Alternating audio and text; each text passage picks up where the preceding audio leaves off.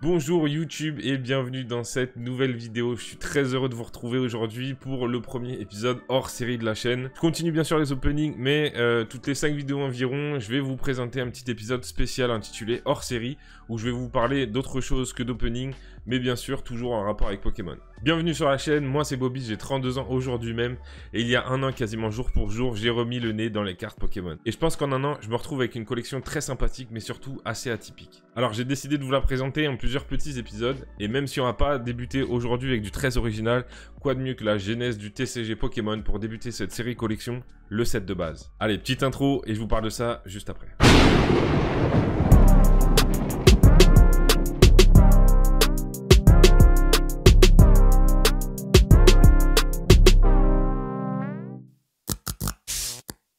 Né dans les années 90, je n'ai pas pu passer au travers de cette fameuse Pokémania. L'animé, les cartes, les jeux sur Game Boy, je suis passé par toutes ces étapes. Franchement, pour moi, c'est que des souvenirs incroyables. Et déjà à l'époque, je crois que j'étais très collectionneur, parce qu'une fois avoir terminé le Pokédex, je me suis mis en tête de compléter les séries de cartes Pokémon. Après plusieurs ouvertures et énormément d'échanges dans la cour d'école, j'avais fini par accumuler une superbe collection. Le set de base était complet, ça c'est certain, tout en très bon état, excepté le Elector. Je vous dis, je m'en souviens comme si c'était hier. J'avais une grande partie de Jungle, de Fossil et de la série Team Rocket également. Malheureusement, je n'ai pas conservé cette collection et contrairement à la plupart des gens de l'époque, je ne l'ai pas vendu au vide-grenier. Non, j'ai fait encore pire. J'ai à l'époque prêté mon classeur avec ma collection complète à un ami. Les années ont passé, la mode des Pokémon aussi, et on s'est perdu de vue depuis. Aujourd'hui, je n'ai absolument aucune idée de où se trouve le classeur. Franchement, je préfère même pas le savoir. Et honnêtement, en 20 ans, je compte plus le nombre de fois où j'ai regretté d'avoir fait ça. J'aurais vraiment aimé pouvoir reprendre mon classeur et revoir mes cartes de l'époque. Mais bon, s'il faut, je l'aurais vendu aussi au vide-grenier. Bref, tout ça pour vous dire que quand la hype 2020-2021 sur Pokémon est arrivée, bah, il en a pas fallu plus pour me remettre dedans. Ça faisait des années que ça me tourmentait, mais là, c'était foutu. Du coup, vu que je connaissais absolument rien aux séries actuelles, je me suis dit, on va essayer de repartir sur les classiques et je vais essayer de me reconstituer mon petit set de base dont j'étais nostalgique. J'ai tout de suite vu que forcément ça coûtait cher, très cher pour les plus belles cartes. Car vous le savez, pour ces cartes qui sont maintenant du domaine de la collection, on ne parle même plus de valeur d'échange, mais on parle bien de valeur en euros. Du coup, j'ai commencé à rechercher pas mal sur le bon coin pour essayer de trouver la bonne affaire parce que j'étais persuadé que même si cette hype avait fait forcément exploser les prix, ça allait également faire ressortir des greniers beaucoup de collections et il y avait moyen de trouver des belles occasions. J'ai mis mes petites alertes un peu partout sur différents mots-clés jusqu'à tomber quelques semaines après le début de mes recherches sur une annonce qui vraisemblablement valait le coup. Vent classeur set de base 50 €, juste à côté de chez moi. J'appelle la personne et on se rencontre le lendemain matin à 8 h. Et en ouvrant ce fameux classeur, je constate qu'il y avait toutes les énergies, même là incolore. Tous les dresseurs, même les rares, en excellent état. Il y avait toutes les rares non holographiques dans le classeur, pareil, en parfait état.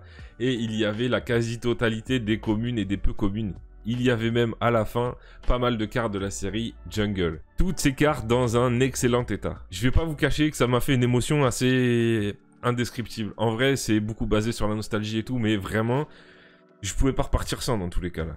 J'ai pas spécialement négocié le prix, elle m'a juste proposé un Taignon en plus qu'elle avait en holographique, en plutôt bon état pour 10 € de plus. J'ai pris le lot pour 60 € et on s'est entendu là-dessus.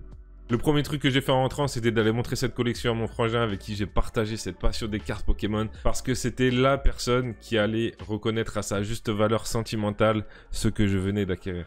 Bon, à partir de là, j'avais une très bonne base pour reconstituer le set complet. Maintenant, il me restait à trouver quelques communes et peu communes, mais surtout l'intégralité des cartes holographiques. On peut dire que le plus dur était à venir, même si vous connaissez le marché actuel, vous savez à quel point il peut être difficile de trouver certaines cartes en très bon état. Je pense à l'énergie incolore, quelques cartes dresseurs rares, ou encore quelques cartes rares non holographiques comme le Draco par exemple. Du coup, j'ai continué mes recherches. J'ai commencé par acheter un petit Fantominus et un Herbizarre à un gars sur Vinted. Je suis tombé sur un vendeur qui listait toutes ces cartes au détail. Il avait un barème en fonction de la série, de l'état, de la rareté. Il avait même un barème pour négocier ses prix. Il y avait une réduction en fonction de combien de cartes vous preniez. Franchement, lui, il n'était pas là pour rigoler. Mais malgré son manque de sympathie, au final, ce vendeur est proposé quand même un système assez intéressant en listant ses cartes au détail. Et c'est là que je me suis rendu compte que ce service, ça se paye et ça permet aussi de revendre des cartes à un bon prix. Et donc, à partir de là, j'ai essayé de trouver toutes les cartes qui me manquaient dans des lots, si possible, afin de garder là où les cartes qui me manquent et de revendre le reste au détail. J'ai donc continué à fouiner le bon coin et j'ai découvert qu'il y avait un marché de fou aussi de cartes d'occasion sur Vinted.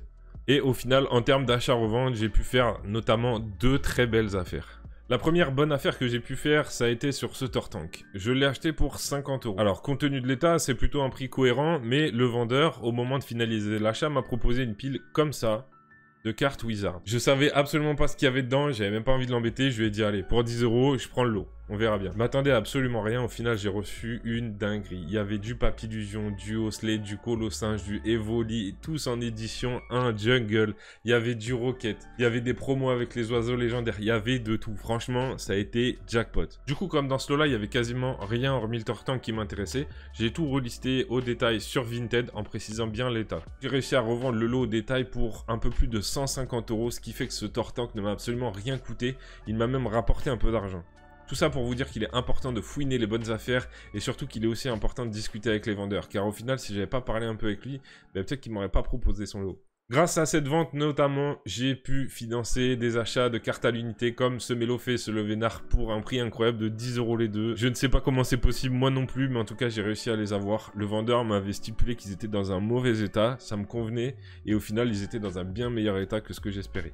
J'ai également réussi à avoir ce Léviator en état quasi mint à moins de 15 € et ce magnifique Alakazam pour moins de 20 €. Du coup, ce genre de belles affaires, ça donne envie de continuer ces recherches et je me rappelle un samedi matin être tombé sur une annonce d'un classeur un peu vieillot et franchement ce qu'il contenait c'était juste incroyable. Des pages complètes de Salamèche, d'Osley, de Mystère. Alors beaucoup de cartes communes, très peu en très bon état mais pas mal de éditions. Dans cette collection j'ai même réussi à récupérer le Maconieur en très bon état. Franchement c'était un truc de fou et cet achat m'a permis de financer pas mal d'autres cartes de ma collection. Après, ce qu'il faut se dire aussi, c'est que tout ça, ça représente une charge de travail assez conséquente. Et vraiment, j'ai fait des tonnes de colis. J'ai fait plus de 200 annonces en l'équivalent de 6 mois à peu près. Le gars du mondial roulé, il me voyait tous les jours. Vu qu'au final, j'étais bénéficiaire et aussi pas mal impatient, j'ai fini par acheter quelques cartes plein pot, comme ce Raichu que j'ai payé 50 € ou ce Nidoking. Et même s'ils sont en très bel état, ça reste juste le prix de la cote, quoi. Donc comme quoi, même moi, je suis prêt à payer plein pot certaines cartes au détail. Voilà comment j'ai pu avancer ma collection et l'avant-dernière carte que j'ai obtenue, c'est ce magnifique Florizard. Je l'ai payé 60 € dans cet état. Je vous assure que ça, c'est une affaire en or et une histoire encore assez incroyable. C'est un gars que j'avais contacté pour une toute autre carte. Et qui au final, au détour d'une conversation un peu sympathique, me propose ce Florizard. Il m'en demande un prix. Je lui en propose 50 € sans même avoir vu l'état en détail. Et il hésite, puis finalement me dit « je pense pas que je vais le vendre, je préférais le garder pour l'instant. » Je lui dis « Ok, y a pas de souci mec, je comprends et tout, garde-le, franchement ta carte elle est trop belle, y a pas de problème. » Et au final, peut-être 2-3 mois après, c'est ce gars qui m'a recontacté de lui-même en me disant « Hey salut, t'es toujours intéressé par cette carte? Si ça te dit, je suis ok pour 60 €. » Je lui demande des photos, l'état était nickel. Je l'ai pris direct. D'ailleurs, je pense que je vais même essayer de retrouver cette conversation et lui envoyer un petit message pour le remercier encore une fois et lui partager cette vidéo quand elle sera sortie. Bref, là on arrive au bout et je pense que vous avez remarqué, dans ce set, il manque une carte. Le fameux Dracofeu. Et si vous me suivez sur Instagram, vous avez peut-être déjà vu passer ce petit teaser.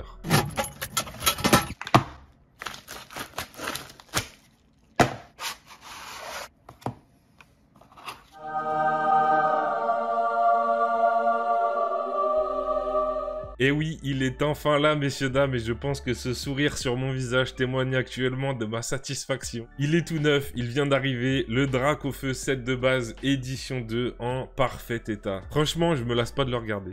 Je l'ai acheté à un vendeur il y a environ une semaine. Je suivais cette carte depuis vraiment plusieurs mois. C'était une annonce qui était partie à 500 € de départ, je crois, et qui a fait que de baisser de semaine en semaine. J'ai fini par lui faire une offre à 300 € qui était le prix de la carte en état played. Il a fini par accepter ma proposition, on est tombé d'accord, c'était un vendeur super et je le remercie encore une fois. Et à compter d'aujourd'hui, je peux dire officiellement que j'ai un set de base édition 2 complet dans un état quasiment excellent. Je suis pas un expert pour dire que telle ou telle carte est mint, near mint, played, etc. Mais pour moi, ça reste de l'excellent état et je suis fier et surtout très très heureux d'avoir pu recréer ce set 20 ans plus tard. Allez, je me tais un petit peu et je vous laisse en profiter.